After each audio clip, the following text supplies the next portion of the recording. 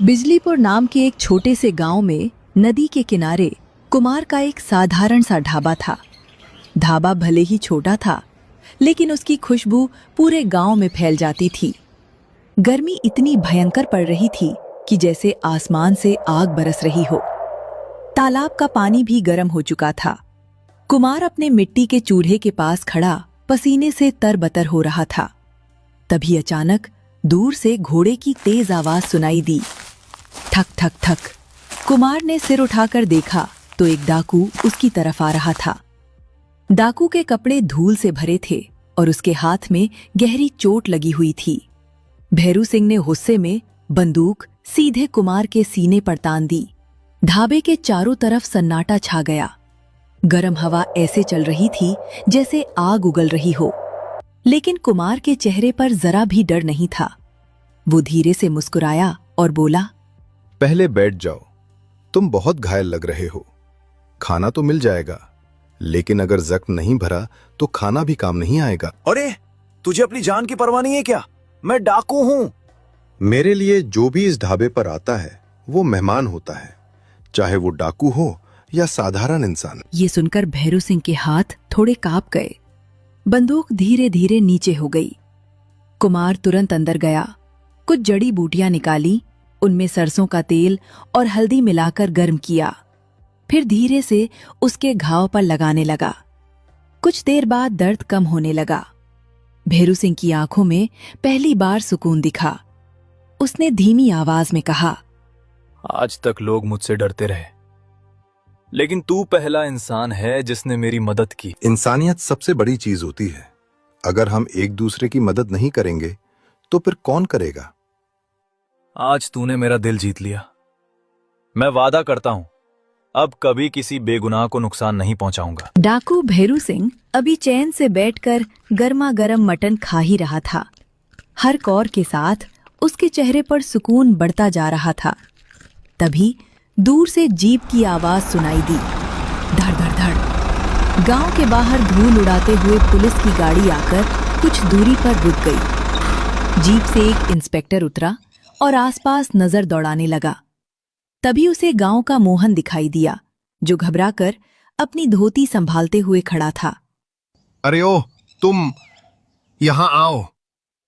जी साहब, यहाँ कहीं एक डाकू भागकर आया है। नाम है भैरू सिंह। देखा है उसे? नहीं साहब, मैंने तो यहाँ किसी डाकू को नहीं देखा। इतनी भयंकर गर्मी में भला कोई यहाँ क्यों आएगा? सच बोल रहे हो ना? अगर छुपाया तो अच्छा। साहब, मैं गरीब आदमी हूं, झूठ बोलकर क्या मिलेगा मुझे? लेकिन हां, उधर एक ढाबा है, शायद वहां कोई अजनबी आया हो। आप जाकर देख लो।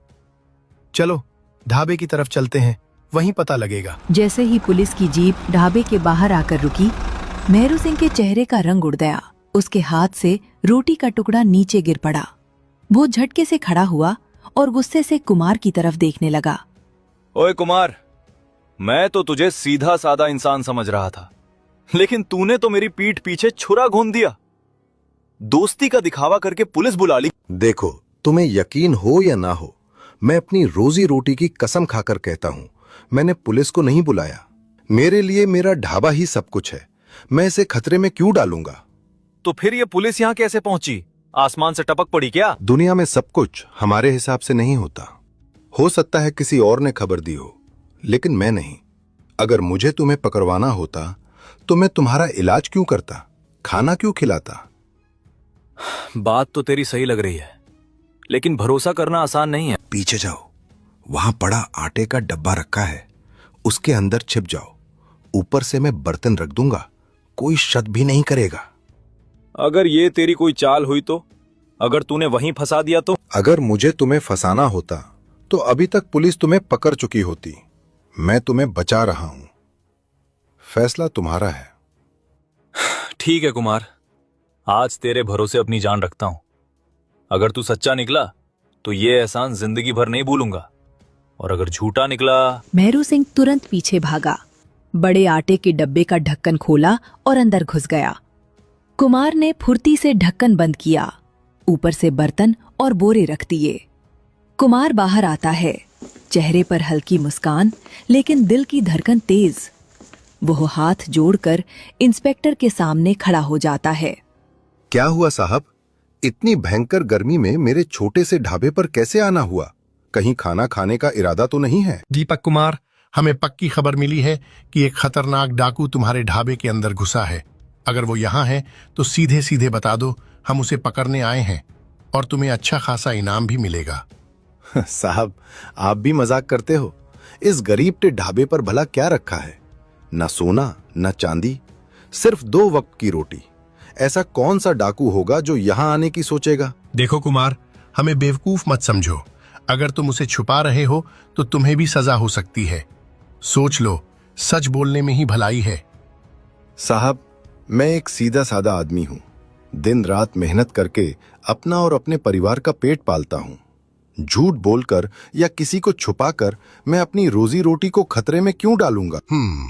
तुम्हारी बातों में सच्चाई तो लग रही है, लेकिन याद रखना, अगर बाद में पता चला कि तुमने हमें धोखा दिया है तो बहुत भारी पड़ेगा। साहब, आप मुझ पर भरोसा रखो, यहाँ ऐसा कुछ नहीं है। ठीक है, अगर तुम कह रहे हो कि यहाँ कोई नहीं है तो हम चलते हैं, लेकिन ध्यान रखना, अगर वो डाकू तुम्हें कहीं भी दिखे तो तुरंत हमें खबर करना। इंस्पेक्टर ने आखिरी बार ढाबे की तरफ देखा, फिर सिपाहियों को इशारा किया। पुलिस की जीप धीरे धीरे धूल उड़ाती हुई वहां से चली गई। कुमार धीरे धीरे ढाबे के अंदर जाता है। अंदर से हल्की सी खटपट होती है, फिर ढक्कन धीरे धीरे खुलता है और भैरू सिंह सावधानी से बाहर निकलता है। हाय राम, आज तो सच में जान ही निकल गई थी। डर गए थे क्या? कुमार, तूने आज मेरी जान बचाकर मुझ पर बहुत बड़ा एहसान कर दिया है। अगर तू चाहता तो मुझे पुलिस के हवाले कर सकता था, इनाम भी मिलता, नाम भी मिलता। मैं ऐसा इंसान नहीं हूं भाई। मेरे लिए इंसानियत सबसे बड़ी चीज है। आज से अगर तुझे जिंदगी में कभी भी किसी चीज की जरूरत पड़े, बस मेरा नाम लेना। मैं तेरे लिए हर हाल में खड़ा मिलूंगा, चाहे मुझे अपनी जान ही क्यों ना देनी पड़े। अरे नहीं भाई, ये सब कहने की जरूरत नहीं है। जो भी मेरे ढाबे पर आता है वो मेरा मेहमान होता है, और मेहमान की मदद करना मेरा फर्ज है। तू इतना अच्छा क्यों है कुमार? इस दुनिया में ऐसे लोग बहुत कम होते हैं। अच्छा बुरा कुछ नहीं होता, बस हमारे कर्म होते हैं। और मेरी बात मानो तो तुम ये गलत रास्ता छोड़ दो। मतलब डाकू बनना छोड़ दूं? ये रास्ता आखिर में सिर्फ बर्बादी देता है। आज बच गए, लेकिन एक ना एक दिन पुलिस पकड़ ही लेगी, या फिर मुठभेड़ में जान चली जाएगी।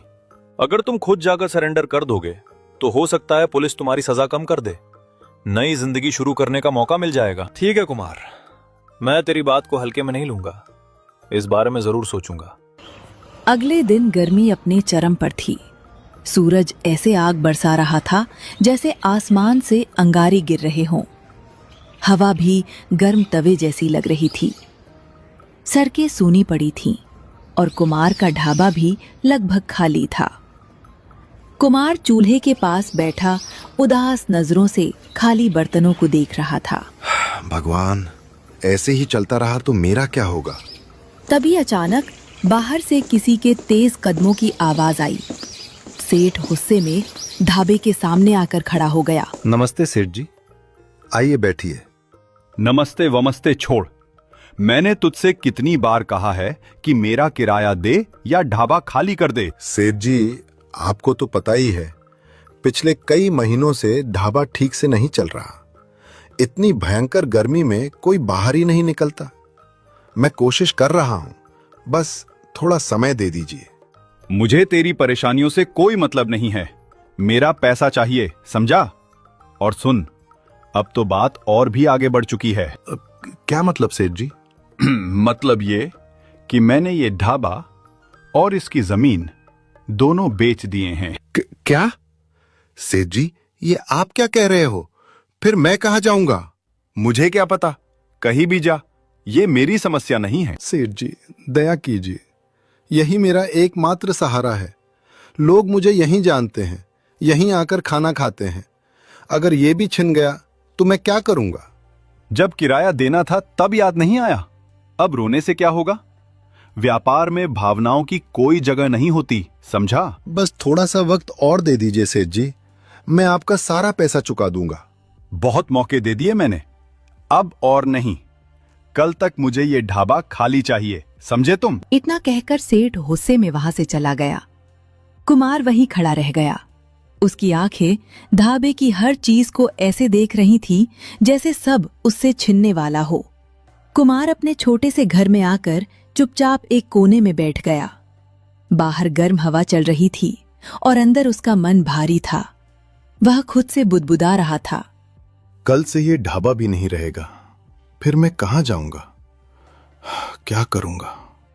तभी दरवाजे पर हल्की सी आवाज हुई, खटखट। दरवाजा धीरे से खुला और सामने भैरू सिंह खड़ा था। अरे भाई, तुम यहाँ इस वक्त? हाँ कुमार, मैं तेरी बातों के बारे में बहुत सोचता रहा। सारी रात नींद नहीं आई। क्या सोच रहे थे? मैंने फैसला कर लिया है, अब मैं ये गलत रास्ता छोड़ दूंगा। मैं पुलिस के सामने सरेंडर करूंगा। ये तो बहुत अच्छी बात है, लेकिन तुम सीधे थाने चले जाओ। यहाँ मेरे पास क्यों आए हो? क्योंकि मैं तेरा एहसान चुकाए बिना नहीं जाना चाहता था। अरे, मैंने कौन सा एहसान किया है? नहीं कुमार, तूने सिर्फ मेरी जान नहीं बचाई, तूने मुझे एक नई सोच दी है और मैं खाली हाथ नहीं जाना चाहता। क्या मतलब? देख, मेरे ऊपर सरकार ने बड़ा इनाम रखा है। अगर तू पुलिस को खबर देगा तो वो मुझे पकड़ लेंगे और इनाम के पैसे तुझे मिलेंगे। नहीं नहीं भाई, मैं ऐसा नहीं कर सकता। मैंने तेरी मदद इंसानियत के नाते की थी, इनाम के लिए नहीं। मुझे पता है, इसलिए तो चाहता हूं कि ये इनाम तुझे मिले। तू मुश्किल में है, तेरा ढाबा भी छिनने वाला है, ये पैसे तेरे काम आएंगे। लेकिन ये सब... इसे मेरी तरफ से धन्यवाद समझ ले। आज अगर मैं सही रास्ता चुन रहा हूं तो सिर्फ तेरी वजह से। तुम सच में बदलना चाहते हो ना? हाँ, अब और नहीं भागना, अब सच का सामना करना है। ठीक है, मैं पुलिस को बुलाता हूँ। कुछ ही देर में सायरन की आवाज गूंज उठती है। कुमार घर के बाहर खड़ा खुद से बड़बड़ाते हुए। दरवाजा धीरे धीरे खुलता है। भैरव सिंह बाहर आता है। कुमार, तुम जीत गए और मैं हार गया, लेकिन ये हार किसी लड़ाई की नहीं है। ये हार मेरे घमंड की है, मेरे पापों की है। मैंने जिन हाथों से लोगों को डराया, आज वही हाथ कांप रहे हैं। अगर हो सके तो मेरी एक आखिरी मदद कर देना। मेरी सजा थोड़ी कम करवाने की कोशिश करना। शायद मुझे भी एक मौका मिल जाए इंसान बनकर जीने का। कुमार, तुमने वो कर दिखाया जो बड़े बड़े लोग नहीं कर पाते।